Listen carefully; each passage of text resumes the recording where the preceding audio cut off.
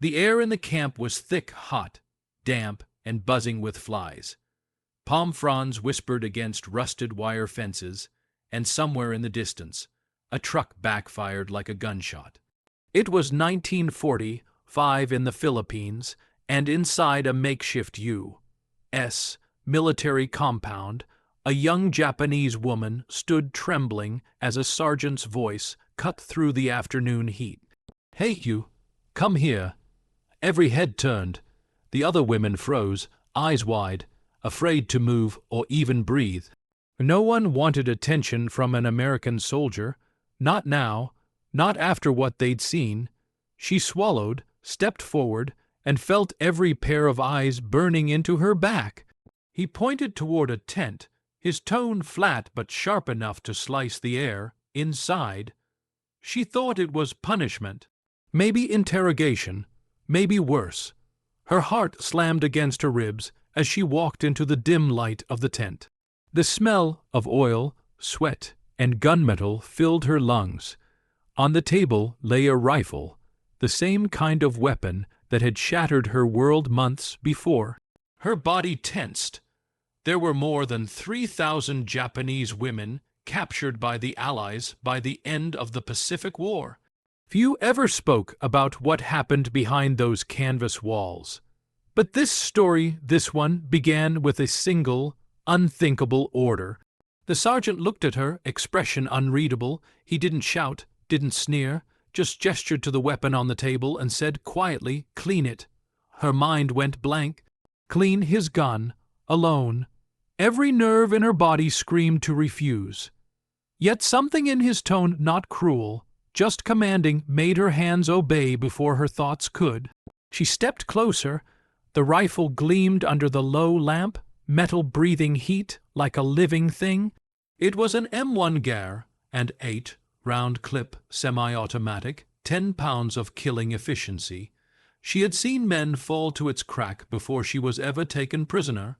Now she was holding it, and the camp around them felt suddenly, dangerously silent. What did this mean? Why her? Before we go deeper, tell me, where are you watching this from? Which city, what time? Comment below, because what happens next will make you question everything you think you know about enemy and honor. The sergeant's shadow shifted. His hand reached for the table. The gun gleamed, waiting. The tent was quiet enough to hear the buzz of a single mosquito. Canvas walls sagged under the tropical weight, and the smell of metal oil thickened in the air. The sergeant didn't move right away. He simply slid the M1 Gar and across the table toward her, the stock tapping once against the wood, a small sound, but sharp enough to make her flinch. She thought it was a test or a trap. Her fingers twitched, but she didn't reach out. The last time she'd seen that rifle, it was in the hands of a man screaming across a beach, smoke swallowing the horizon. That same rifle had carved the line between survival and silence for her people. He said it again, slower this time, "Clean it." She didn't answer. She didn't know if she could. The M1 Gar, and the pride of the American infantry, weighed roughly 10 pounds loaded, its 8-round clip snapping up with a clean, deadly click. It could fire nearly 40 shots per minute. For Allied soldiers, it was reliability. For the Japanese, it was terror made of steel and wood. And now it sat in front of her, lifeless, waiting, like a coiled snake she was told to touch. He leaned back, eyes steady. There was no smirk, no malice, just exhaustion. His uniform was wrinkled, boots caked in dust, and on his sleeve, a single dark smear of grease that hadn't been washed in days. She reached forward at last. Her hands hovered above the weapon, shaking slightly. She could see her reflection on the barrel, a prisoner's face, hollow and unsure. Her pulse thudded in her ears. "He's making me touch the thing that killed us," she thought. Outside, the camp's rhythm went on, the clank of mess tins, the distant cough of a generator, but inside that tent time froze. The soldier crossed his arms, watching her, expression unreadable. She lifted the rifle, cold, heavy. The weapon of the enemy, and still something strange flickered in his eyes, not cruelty, not desire.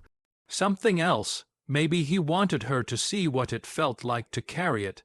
Maybe he wanted her to understand his burden. But the air had changed now. The silence had a pulse. Her thumb brushed against the bolt, slick with oil. That's when she finally exhaled. The first sound was soft, the slow drag of cloth across steel. She gripped the cleaning rag like it might burn her. The rifle lay in her lap, and with every small motion, the scent of gun oil spread through the tent, sharp, chemical, heavy with memory. She had cleaned rifles before, back home, her brother's, before he left for Manchuria. Back then, it smelled like duty, pride, and young courage. Now it smelled like defeat. The sergeant sat across from her, elbows on knees, saying nothing. His shadow moved only when the lamp flickered. Outside, night had deepened. A single insect tapped at the canvas, like it wanted in on the silence. Her hands trembled. Every scrape of the rod through the barrel echoed like footsteps in a hallway that had no end. The M1 Gare, and was a machine of efficiency. Reports said that after 80 rounds, carbon residue could jam the bolt if not cleaned properly. She thought of the men who died because someone forgot that. The men who never had a chance to wipe away that black dust. She twisted the cloth tighter and worked slowly, the metal glinting with faint gold under lamplight. The rifle wasn't just a weapon now, it was a memory machine. Every swipe pulled up ghosts she thought she'd buried. He still hadn't spoken, only watched. He trusts me, she realized, startled by her own thought. But why? In her world, trust had vanished with the first bomb. Men didn't hand weapons to enemies, they didn't look women in the eye, and yet this foreign soldier, the one who could have ordered anything, he had given her his lifeline and stepped back. Was it mercy? Was it pity? Or something nameless between them? She wiped the barrel once more, slower now. The rhythm steadied her hands, the sound became almost peaceful. The oil shimmered. For a heartbeat, she saw both their faces reflected in the gunmetal, hers hollow, his tired. That silence, heavy, stretched, human, said what neither could. Outside, a generator coughed to life again. Inside, her rag made one last slow pass across the gleaming barrel. But as the cloth moved, so did the past, rushing back with the smell of smoke and fire. The smell of oil pulled her back, but not to the tent, to fire, to screams, to the sound of rifles cracking under a red sky. She blinked, and suddenly, she wasn't in the Philippines anymore. She was in Nagasaki, or maybe a memory that smelled just like it. Her hands moved automatically, cloth gliding over the barrel, but her mind was already 1,000 miles away. She saw the day her village burned. The same metallic rattle echoed across the hills as American ships pounded the coast. Her brother had run out with his rifle, the one she helped him clean. He promised he'd be back before nightfall. He never came home. Now every stroke of that M1's barrel felt like wiping blood off his ghost. Outside the tent, the world was calm. Inside her head, it was 1940. For again, wind full of ash, sky full of falling paper leaflets warning civilians to flee. But no one fled. They had nowhere left to go. Reports say more than 100,000 civilians died during the Philippine campaign alone. She hadn't seen the numbers then. She had only seen faces. Her throat tightened. She pressed the rag harder, scrubbing as if she could erase the war itself. The sergeant didn't interrupt. He didn't ask why her breathing had gone shallow, why her eyes were wet. Maybe he understood without words. Maybe he had his own ghosts pacing in that silence. She remembered the day the soldiers came to take her. The fear, the hunger, the endless marches under heat so thick it made the air taste like metal. Every night, she prayed not to be noticed. Every day, she wished to disappear. Now here she was noticed, alone, cleaning the weapon of the man who'd once been her nightmare. "How can I hold what destroyed my world?" she thought, but she didn't stop. The cloth moved slower, gentler. The action became ritual, grief in motion. The rifle gleamed again, almost clean. Her reflection was faint, blurred by the oil, but there. She exhaled, eyes still down. The lamp hissed softly, its flame bending toward the sergeant. He was watching her differently now. Not as a guard, not as an enemy. When she finally looked up, the moment held, a breath caught between two wars. The lamplight cut across his face, half-shadowed, half human. He couldn't have been more than 23, but his eyes looked older, the kind that had seen too many names vanish off a roster sheet. He didn't flinch when she met his gaze, just studied her, steady, curious, no hatred there, no pride either, just something tired, the kind of tired that sleep can't fix. For a moment, she wondered if she should speak. Thank him, ask him why. But the rules of silence between captor and captive ran deeper than instinct.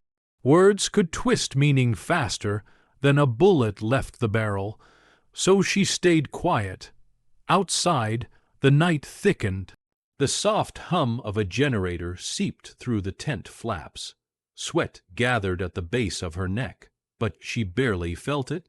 The world had shrunk to one rifle and two sets of eyes. He shifted slightly, boots scuffing against the dirt floor. His uniform bore the faint print of long marches, dust, salt, and fatigue stitched into every crease. The insignia on his shoulder identified him as a sergeant, though the stripes looked worn, almost fading. She wondered how many faces he had seen fall through his rifle's sight. Reports show the average American infantryman in the Pacific was just 26 years old. Boys turned soldiers by fire, thrust into jungles that smelled of death and damp earth. She realized with a strange flicker of shock that they were the same age. He looks human, she thought, the words forming before she could stop them. And maybe he saw that thought in her face because his jaw unclenched, and for the first time his voice softened. "You've done this before," he said quietly. Her answer came out like a whisper, "My brother's gun." He nodded once, almost a bow. The silence after that was different, no longer a wall, but a bridge. In that dim, oil-scented air, something unspoken crossed between them. It wasn't forgiveness, not yet, but it was recognition that both had been shaped by the same fire. The lamp flickered again, and in that tremor of light, she saw the moment his eyes changed softer now, almost searching. Then his voice broke the quiet. "My brother died on Okinawa." The air went still. Even the lamp's flame seemed to pause when he said it. "My brother died on Okinawa." The words weren't loud, but they hit harder than any command. She froze, the cleaning rag slipping from her fingers, landing soft against the dirt. For a second she didn't breathe. She just stared at him, this man who'd been her enemy, now sitting a few feet away, speaking of loss in the same voice her own brother once used. Okinawa, the name itself carried ghosts.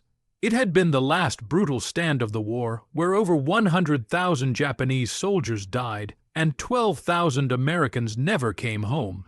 She had heard rumors in the camp about the rain, the endless shelling, the cries from both sides blending into one terrible song. She saw something shift in his expression, the same way pain looks when it's old, worn smooth, but never gone. "I found his helmet," he said, eyes on the floor. "That's all they sent back."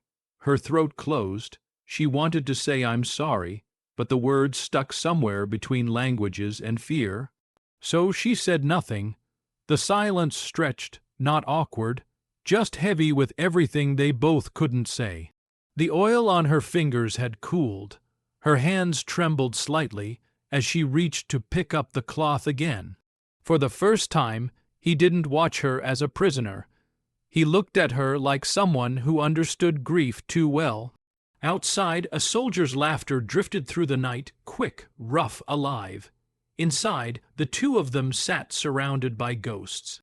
She thought about her brother, how he'd marched away under the Emperor's flag, his voice full of pride.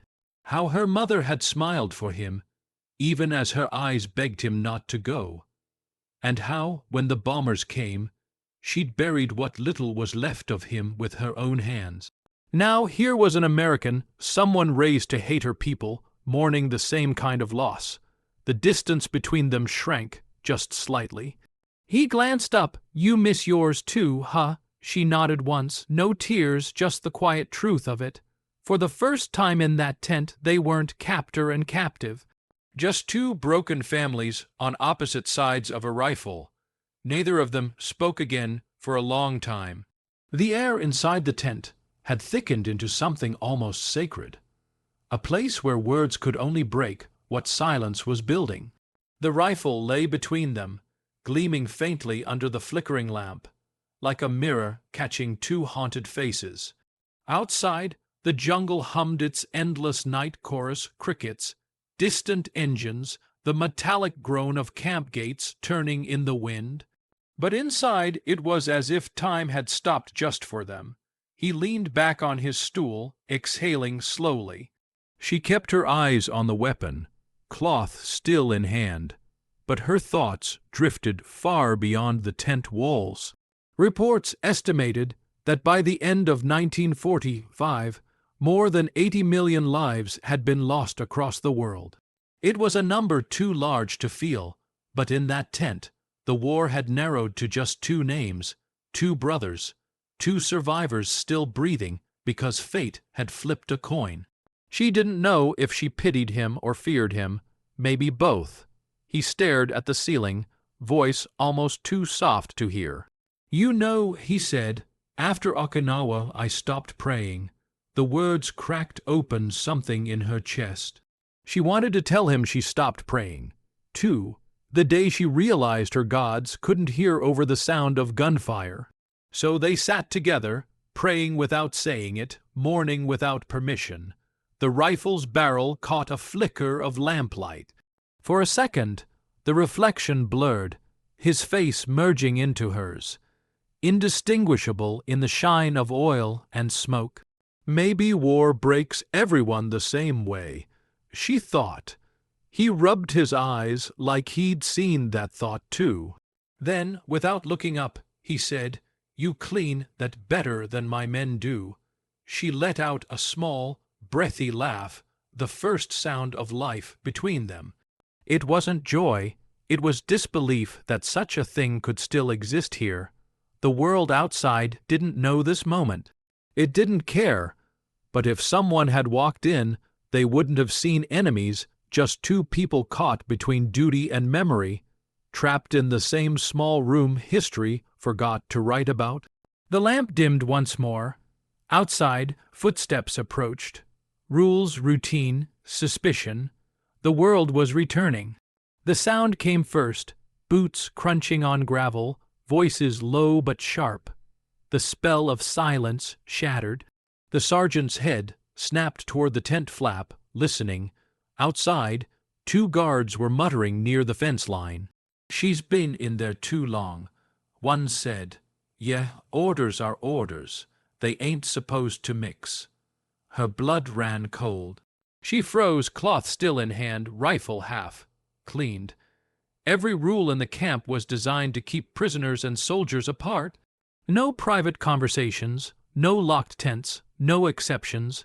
Anyone caught could face punishment, her with beatings, him with court-martial. She looked up at him, fear flashing behind her eyes. "If they see me here," she whispered, "I'll be beaten." He didn't answer at first. Then his jaw tightened. He stood, brushing the dust off his knees, and stepped between her and the tent door. For a second she thought he might send her out, push her back into the dark to save himself, but he didn't move aside. He grabbed his helmet from the table, slamming it down just loud enough for the guards to hear. "Hold on," he shouted. "She's not done cleaning my equipment." Outside, one of the guards laughed. "Man, you serious about your gear, huh? Regulations," he said, voice calm, steady. "No exceptions." The footsteps hesitated, then faded into the night. Inside, the only sound was her heartbeat. She stared at him, confusion mixing with disbelief. Why would he risk trouble for her? In the strict world of war, mercy was a weakness.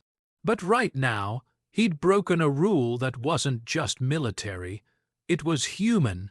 Records from Pacific POW camps show that even minor breaches of protocol, like a soldier giving a prisoner food or conversation, could lead to disciplinary action. Yet here he was, standing guard not for his army, but for her safety. He turned back, exhaling, shoulders tense. "You're safe," he said quietly. Safe. The word sounded foreign in her ears. He sat down again, calmer now. She realized his act wasn't about command or control. It wasn't about a gun or pride or gender. It was about something neither of them could name, an understanding that shouldn't have existed in this war. She looked at him differently now, maybe for the first time.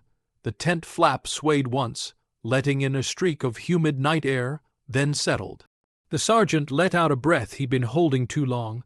The danger had passed, at least for now, but the risk hung there, invisible, as if the air itself could report them. He turned back toward her. "Finish up," he said, low and even, but his voice carried something different this time. A thread of protectiveness he hadn't meant to show. She nodded, moving quietly, her fingers tracing the rifle's barrel like she was afraid to make noise. Outside, the guards still paced, the crunch of gravel fading and returning with every patrol. In most U.S.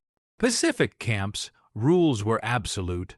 No contact, no favors, no conversation that wasn't in order. Reports showed dozens of American soldiers were disciplined for what official records called unauthorized fraternization. Even sharing a cigarette could cost a stripe or two. But what he'd done wasn't just risky, it was defiant. He had drawn the line in the sand and dared his own side to cross it. When she looked up again, he was standing by the doorway, pretending to inspect the rifle rack. "Just cleaning equipment," he said loudly, projecting his voice so the guards outside could hear. One of them chuckled. "Man's gotta keep his tools spotless." The voice said, half amused. The sergeant shot back, "Rules are rules." It worked. Their footsteps trailed away. The moment stretched. She exhaled, realizing how close it had been. He protected me, she thought. Her chest tightened, not from fear now, but confusion. She'd been taught that Americans were monsters, unfeeling machines built for war. Yet this man, the same one who could have ended her with a single pull of that rifle's trigger, had lied to his own brothers, in arms to keep her safe. The tent grew quieter. The air between them, though heavy, no longer carried the same edge. He looked back at her once, not as an order but a reassurance. "They won't bother you," he said. She lowered her gaze, whispering in Japanese, "Arigato." He didn't understand the word, but he didn't need to. The way she said it carried enough meaning to cross the language line. Outside, the night pressed on, thick and endless. Inside, two enemies were building something forbidden under a single flickering light. The silence between them softened after the guards' footsteps faded away. Outside, the camp settled into its nightly rhythm, metal clanks, coughs, a radio murmuring some faraway jazz tune. Inside the tent, the air smelled of gun oil, sweat, and now something warm, something human. He reached down beside his pack, rummaging through the canvas until a dull tin glinted under the lamp. Without ceremony, he slid it across the table toward her. "Here," he said, "you probably haven't eaten." She hesitated. The label on the tin was faded. the letters foreign, but she recognized the shape American K rations. She'd seen them before, handed out to prisoners once a day if the camp was stocked. But this one was different. This was his. Her hands froze midair. "A soldier's meal for me," she whispered. He didn't answer, just nodded toward it. Inside that small can sat corned beef hash and biscuits, 2,800 calories, enough to keep a soldier moving through jungles and firefights. Japanese POW rations were barely half that. Most prisoners lived on watery rice and hope. She looked from the can to his face, searching for the catch. Was this a test, a trick? But there was no sneer, no threat in his eyes, just fatigue, and a trace of something gentler. He said, almost to himself, "You can't clean a rifle on an empty stomach." Her throat tightened. She wanted to refuse, to keep the boundaries clear, but hunger had long since turned pride into ache. She picked up the tin with both hands, careful, reverent, as if it might break. Outside, someone laughed near the barracks. The sound felt unreal, like another world. She opened the can slowly, the metal lid scraping against the knife's edge. The smell hit her salty, rich, overwhelming.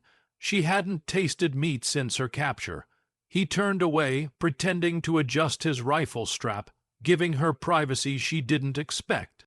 She took a bite. It was heavy, warm even though it was cold, and for the first time in months, her body remembered what fullness felt like. It wasn't the food that stunned her. It was the fact that he'd offered it. When she looked up, he was already watching her again, eyes unreadable. She didn't know how to say thank you in his language, not in a way that could carry the weight sitting in her chest. So instead, she bowed slightly and held the tin with both hands, eyes lowered, fingers trembling just enough for him to notice. He nodded once, a simple, almost imperceptible motion, and for a fleeting second, she saw something impossible flicker in his face, respect. The tent was quiet except for the soft hum of a single lamp.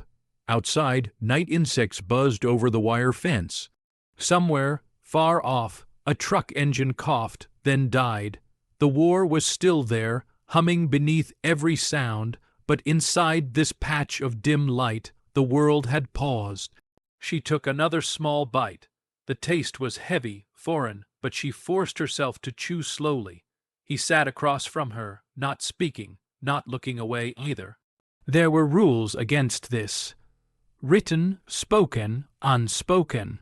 The Geneva Convention had promised humane treatment for prisoners, but in the Pacific theater, those promises rarely survived the mud and blood. The Japanese had their atrocities, the Americans had their revenge, and yet here they were, two people obeying something older than the rules. He leaned forward, elbows on knees, the metal of his dog tags clicking softly. "You got a name?" he asked. She blinked. "Echo." He nodded, testing it under his breath like a foreign coin. "Echo." In that moment, something shifted. For weeks, she'd been a number, a uniform, a ghost in a row of faces. But when he said her name, the sound pulled her back into existence. For the first time, she dared to look him in the eye. "And you?" He hesitated, then smiled faintly. "Rules say I shouldn't tell you." She didn't press. The smile was enough. They sat like that for another minute, two strangers, both breaking the smallest rules and somehow rebuilding something sacred from them. He followed rules his empire never did, she thought. Outside, the hum of the jungle rose again, the sound of life pushing through decay. Inside, the lamp sputtered once before steadying, as if reluctant to burn out. Then came the faint call from outside, "Sergeant, morning inspection." He stood quickly, the spell breaking but gently. By morning, the camp was already alive again, clattering mess tins, shouted roll calls, the metallic rhythm of discipline returning like clockwork. The brief, impossible peace of last night had dissolved into uniformed routine. But Echo still felt it. tucked somewhere between her ribs, that flicker of human decency she'd seen in the sergeant's eyes.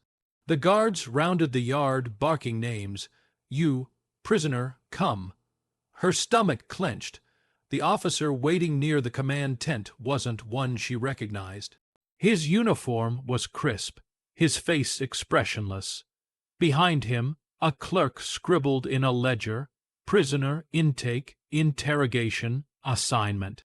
Standard process, but Echo had been inside that other tent longer than any prisoner should have been, and someone must have noticed. She was led inside. The heat felt different here, sterile, official. The officer didn't waste time. "You were called last night," he said flatly, "by Sergeant Miller." Why? She froze. The name hit her like a stone. Miller? So that was his name. I cleaned his rifle," she said softly. The officer's pen stopped mid-scratch. "For how long?" "Until it was done." His eyebrow twitched. "He question you, harm you." Her pulse spiked. If she told the truth that he'd broken protocol, given her food, spoken to her like an equal, he'd be punished, maybe court-martialed. And she couldn't explain why that thought hurt, so she lied, calmly. "He gave orders, I followed, nothing else." He studied her face for a long moment. Then, without a word, he nodded. The clerk resumed writing. The interrogation lasted less than 5 minutes. Records show that more than a quarter of female Japanese prisoners in Allied custody were interrogated within 48 hours of capture. Most sessions ended with suspicion, few with trust, but Eiko walked out untouched. She stepped into the sunlight, blinking against the glare. The camp looked the same, barbed wire glinting, trucks rumbling, soldiers shouting, yet everything had shifted inside her. She had protected him, the man who should have been her enemy. That night, when she lay on the wooden bunk among other silent women, she closed her eyes and saw his face again, not in uniform, not in command, just human.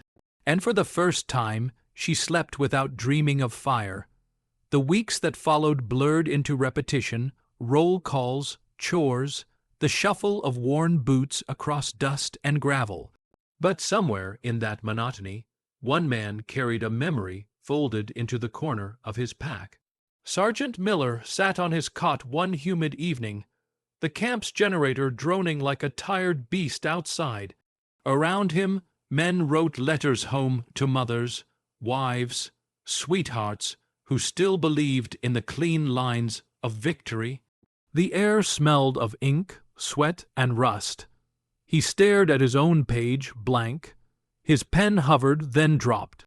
Instead, he reached into his duffel and pulled out a small notebook, the one he'd been keeping since basic training.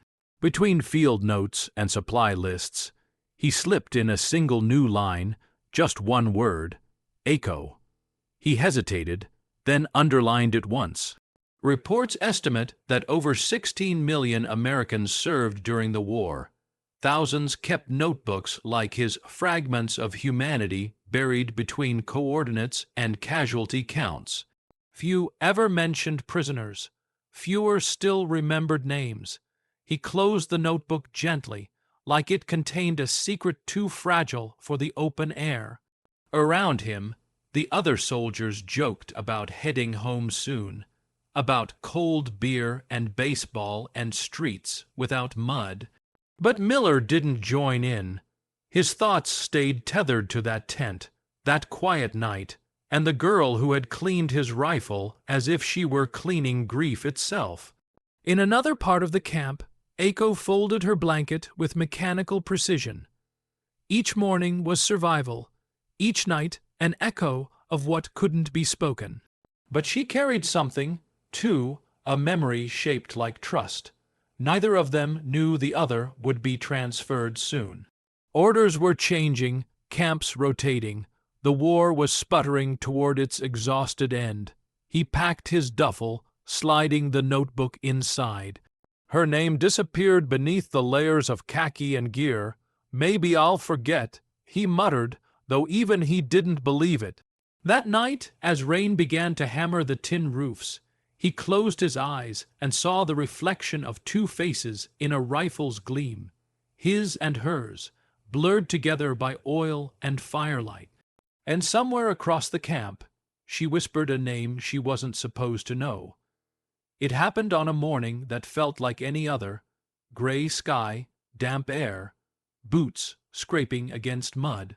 Then the sound came, a burst of static, a click, and the sharp voice of a radio operator shouting through the camp. "Japan has surrendered.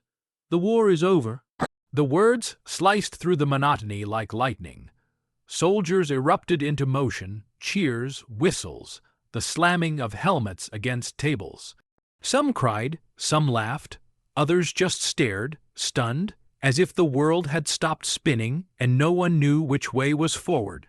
In her barracks, Eiko froze mid-step. The translator repeated the message in broken Japanese. She didn't react right away. The word "owari," end, didn't make sense anymore. End of what? End of fear? End of country? End of the person she used to be? Outside, guards loosened their posture, lighting cigarettes with shaky hands. Even the jungle seemed to pause, holding its breath. Reports estimate that more than 2.7 million Japanese soldiers had died by the time those words crackled through the radios in August of 1945. Civilians, millions more. The empire had crumbled, cities turned to dust, and now silence had replaced the thunder of war. In the command tent, Sergeant Miller stood near the radio, eyes fixed on the floor. Around him, men celebrated, slapping backs, shouting about home. But he didn't join in. His victory felt hollow, like a song played on broken strings. He thought of Okinawa. He thought of his brother. He thought of Eiko. She, too, sat in her bunk numb. Around her, the other women whispered, some praying, some weeping softly, some staring at the ground, as if afraid to look at freedom too directly. So it's over, she thought. Then what was I? For months, she'd survived on obedience, fear, and silence. Now that the war had ended, she wasn't sure who she was without them. That night, as campfires flickered and soldiers drank to peace, she looked toward the men's tents and wondered if he was still there, the one who'd seen her not as an enemy, but as a person. In her mind, the image was clear, a rifle, gleaming under lamplight, resting quietly between them. By the spring of 1946, the war was dust and paperwork. The camps began emptying, trains clattering toward ports where ships waited to carry the broken back to what was left of home. For most, it wasn't a triumphant return. It was exile in reverse. Eiko stood in line with hundreds of others under the washed-out morning sun. The air smelled of diesel and salt, of rope and rust. Around her, prisoners clutched small bundles of belongings, a scarf, a photo, a single shoe polished for no reason at all. She carried almost nothing, except for one thing. Inside her uniform pocket sat a dented K-ration tin. The label was gone, the edges bent from weeks of being hidden. It was the only proof she had that kindness had existed in that camp. Reports show that more than 6.5 million Japanese citizens were repatriated after the war. Ships brought them home by the thousands, soldiers, nurses, prisoners, all returning to a nation that barely recognized them. When her ship docked in Yokohama, the skyline was a wound, buildings half standing, cranes clawing at debris, air heavy with smoke from industries clawing back to life. She stepped onto the pier barefoot, her shoes ruined from the voyage. No one waited for her. Her village was gone. Her brother gone. Her mother buried beneath what used to be their home. The sound of the crowd swallowed her, and for the first time she felt truly invisible. But inside, she carried that one night, the rifle, the silence, the American sergeant who had looked at her as if she were still human. He could have shamed me, she thought, but he didn't. Weeks later, in a rebuilt temple shelter, she sat among other returnees. Someone asked what it had been like captivity, the Americans, the rumors. She didn't answer at first. Then, quietly, one gave me food. They stared at her in disbelief, but she didn't explain. That night she placed the ration tin beside her sleeping mat. Its metal caught the faint light of the candles, a reflection, a memory, a promise that some part of her would always remember.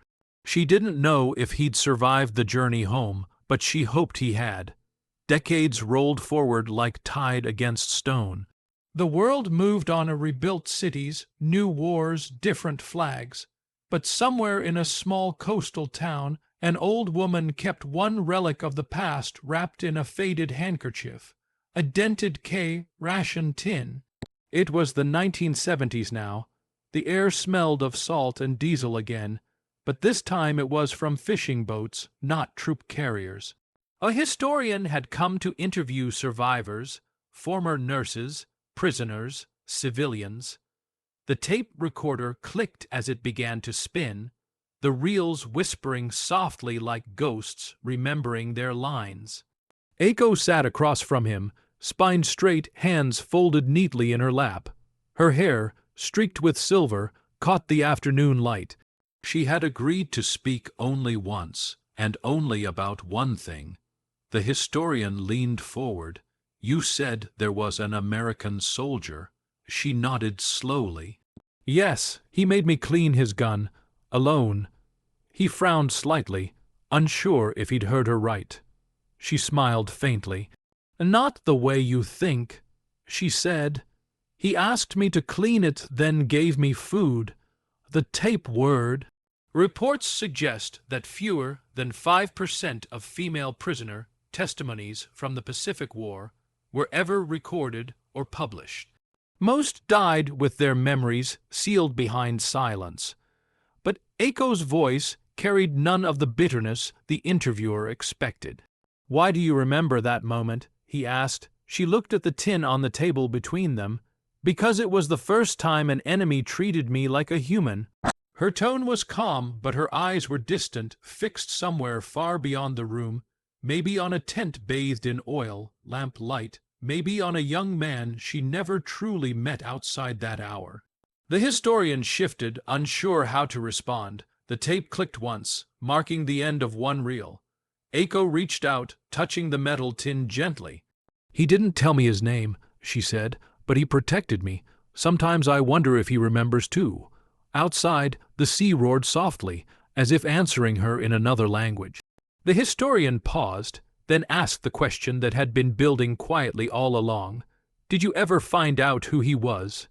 Aiko smiled, small and knowing, her fingers still resting on the tin. The recorder's reel turned one last time, the soft mechanical hum filling the quiet.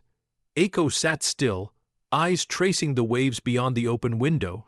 The question lingered in the air. "Did you ever learn his name?" She let out a breath that sounded almost like laughter. "No," she said at last, voice steady, almost tender, "but I remember his eyes." The historian waited, hoping she'd say more. But she didn't. She simply looked down at the ration tin in her hands. Thumb brushing over the faded metal like it was a photograph. Outside, a fishing bell chimed.